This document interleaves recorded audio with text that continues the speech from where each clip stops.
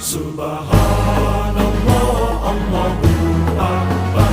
Maha suci Allah, Maha besar. Khidmat jamiah Nahdlatul Ulama telah mencapai